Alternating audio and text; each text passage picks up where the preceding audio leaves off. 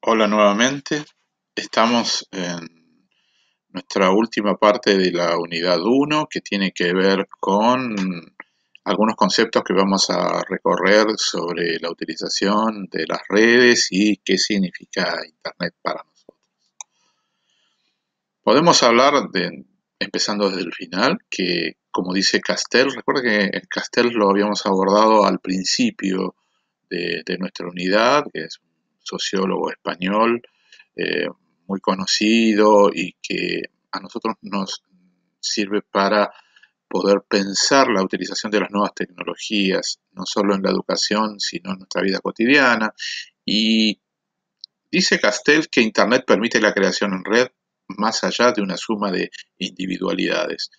Está hablando básicamente de crear entre todos, que la creación no sea algo individual, sino que se puede crear entre varias personas, entre varias entidades, entre distintos conglomerados humanos o distintas comunidades, y esto lo permite el trabajo en red.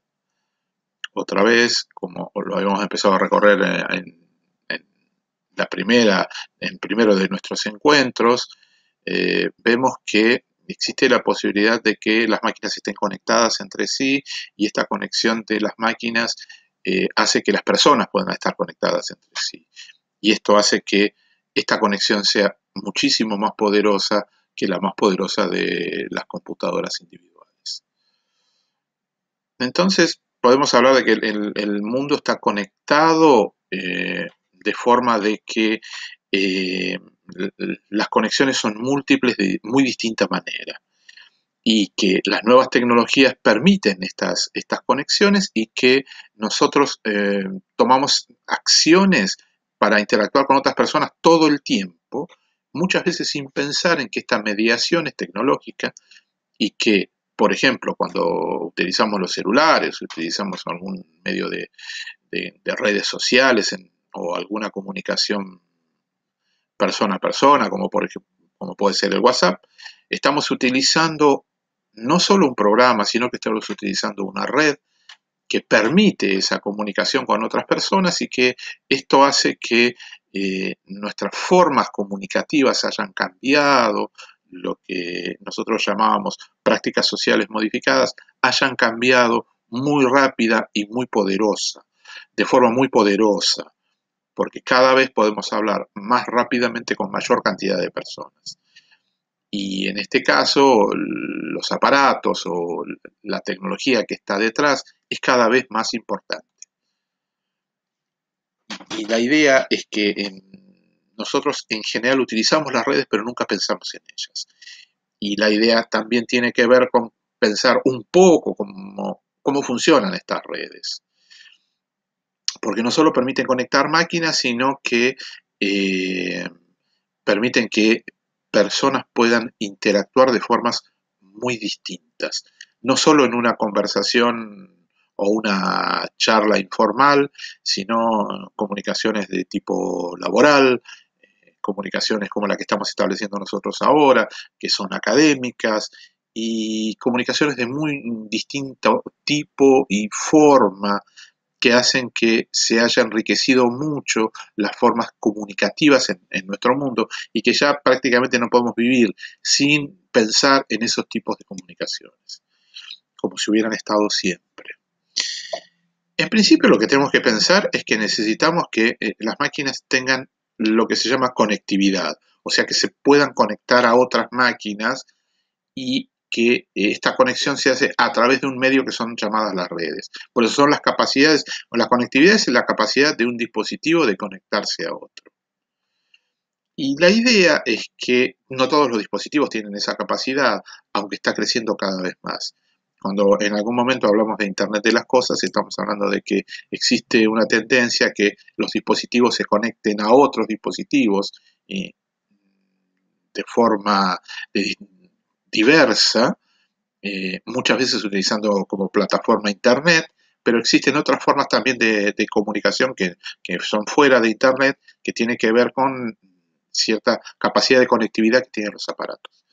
Y también podemos hablar de que esa conectividad es un valor social a partir de que eh, las personas que pueden acceder a la conectividad pueden efectivamente relacionarse con otras personas de forma mucho más poderosa y rápida que las personas que no lo pueden hacer. En general por motivos de falta de acceso a esas redes. Por eso el valor social es muy amplio. Cuando hablamos de definiciones, podemos definir una red informática como un conjunto de equipos conectados entre sí. Y estos equipos están conectados entre sí con una finalidad. En general se habla de compartir información, pero pueden ser también recursos. Pensemos en la posibilidad de que un conjunto de máquinas estén conectadas con una impresora. Una impresora es un recurso, en realidad la impresora no provee información ni almacena información, lo hacen solo en forma temporal para poder imprimir.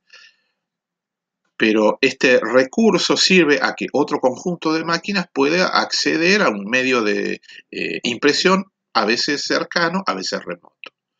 Por eso, cuando hablamos de que la información y el manejo se hace en formato digital, recuerden lo que habíamos hablado de digitalización en nuestro video anterior, hablamos de redes digitales.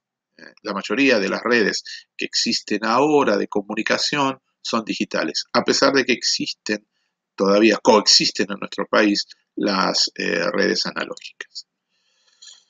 Y estas redes tenían que ver con las formas de comunicación que todavía hay en muchos lugares de nuestro país respecto de líneas, por ejemplo, líneas telefónicas que son de cobre, aún todavía subsisten, esas líneas no están totalmente renovadas, no son todas las líneas de fibra óptica, y esas líneas antiguas son las llamadas analógicas y que envían la información a aparatos llamados modems que modulan y demodulan, por eso de ahí el nombre, la información, o sea que la reciben analógica, la transforman en digital, la mandan a la máquina digital y cuando la máquina devuelve la información, la devuelve digital y el módem la vuelve a mandar en forma analógica a través de la red. Hay distintos tipos de clasificación de las redes, por el tipo de información, por la organización o por la arquitectura. Vamos a tratar de hacer esto lo más sencillo que podamos para nuestro objetivo de tener una visión de qué es una red. Cuando hablamos de la información que transportas, básicamente podemos hablar de redes de datos. Piensen en los teléfonos celulares y que tienen posibilidad de transmitir información, por ejemplo, en formato de mensaje de texto, o voz o telefonía por internet o VoIP, voz IP. Y las redes de video, que son las que nosotros conocemos, las empresas de cable, ¿sí? O las distribuidoras de televisión. Las redes de voz son provistas por compañías telefónicas y de celulares. Piensen que a veces sucede que tenemos comunicación de voz por celulares, pero no tenemos datos, lo que se llama, existen distintos canales habilitados, y ustedes dicen, bueno, tenemos el mismo servicio, pero en realidad el servicio está repartido en varias partes, y una de esas partes es el servicio de voz, por lo tanto a veces se puede hablar por teléfono, pero no se pueden enviar datos, o al revés. Las redes de audio, que es el audio por internet o música, y las multimediales, que tienen voz, datos y videos que ya conocemos en general a través del cable, del videocable. Cuando hablamos de la organización, tiene que ver con cómo está distribuida físicamente la red. Y esta distribución física también tiene que ver con el alcance. El alcance en el sentido de que, por ejemplo, hablamos de una intranet como una red interna de una escuela, de una empresa, de una institución, como puede ser nuestros laboratorios, que poseen intranet, o sea que se comunican internamente. Dentro de nuestra universidad también existen intranet, o sea que las máquinas se comunican, las máquinas que tenemos en los laboratorios están comunicados con servidores. Esto ya lo hemos visto al principio y lo sufrimos cada tanto. Y la idea es que es interna de la universidad. Alguien externo a la universidad no puede acceder a la internet, salvo que esté conectado físicamente o a través de la red interna de la universidad la red inalámbrica de la universidad, a la intranet. ¿Cómo se puede acceder a eso? A través de una extranet, que es una parte de la red que, en general de una intranet, que se comunica al exterior. Piensen ustedes en el CIU Guaraní. El CIU Guaraní es interno de la universidad y funciona dentro de la intranet, pero tiene una parte que se puede acceder desde el exterior a través de una extranet. Y la idea es que una red que comunica redes internas y externas amplia es la que nosotros conocemos como Internet. Cuando hablamos de la arquitectura, tiene que ver específicamente con el alcance. Una red de área personal lo que permite es comunicar aparatos que están bastante cercanos y en general entre dos aparatos. Pensémoslo cuando nos comunicamos a través de Bluetooth entre dos teléfonos. Eso es una PAN, ¿sí? Y no, ese es el único alcance que tiene. Una LAN es más amplia. Nosotros utilizamos LAN en los laboratorios y las LAN comunican redes locales, en general en espacios compartidos de una empresa, de una institución, inclusive de una casa, que puede tener su propia red, pero que su alcance es limitado a ese espacio. Las MAN no son bastante más amplias y piensen en una red metropolitana, como por ejemplo la red de la policía, de los bomberos, donde abarcan un espacio mucho más amplio como por ejemplo una ciudad. Las WAN son las redes amplias y piensen en las redes amplias como las que transportan Internet. Cuando ustedes conectan el módem a una red amplia, la conectan a una red WAN. Esto hablábamos antes, que las computadoras, las redes de área personal son redes pequeñas, en general celulares, PDAs, dispositivos de audio, impresoras, que están bastante cercanos uno del otro, o sea, del que emite y del que recibe. Las de área local, recuerden, tiene que ver, por ejemplo, con la comunicación entre un servidor, como las que tenemos en los laboratorios de la facultad, y los clientes, que son las máquinas que tenemos en el laboratorio. Las MAN no, son bastante más amplias, requieren de otro tipo de infraestructura y requieren de otro tipo de comunicaciones, ¿sí? Y las redes de área amplia conectan varias redes, como muestra la figura, varias LAN que se comunican, por ejemplo, a través de una WAN. Recuerden, Internet está basado en una WAN. La idea es que las redes de gran alcance pueden inclusive conectarse de forma física a través de cables. Hay cables subterráneos debajo del océano, en el mar, eh, pero también utilizan satélites de comunicaciones. Uno de los tipos de satélites que se utilizan son los geoestacionarios, que significa que están en la misma posición que rota la Tierra, el satélite se mantiene en esa misma posición y que lo que hace es tener un determinado alcance respecto de países, grupos de países, subcontinentes o inclusive continentes. En Argentina nosotros tenemos varios satélites de ese tipo que son los llamados ARSAT, que son 3 satélites geoestacionarios y que brindan distintos servicios de telefonía, de internet y de televisión, y que tienen distinto alcance, el ARSAT 1 respecto del ARSAT 2, por ejemplo, y la idea es que el alcance tiene que ver con la altura que están ubicados estos satélites y hasta dónde llegan. El ARSAT 1, como la imagen lo muestra, llega sobre el territorio nacional, pero el ARSAT 2 es mucho más amplio por la posición en la que está, y la idea es que llega desde la tundra canadiense hasta la península antártica, el rango en la que puede transmitir datos.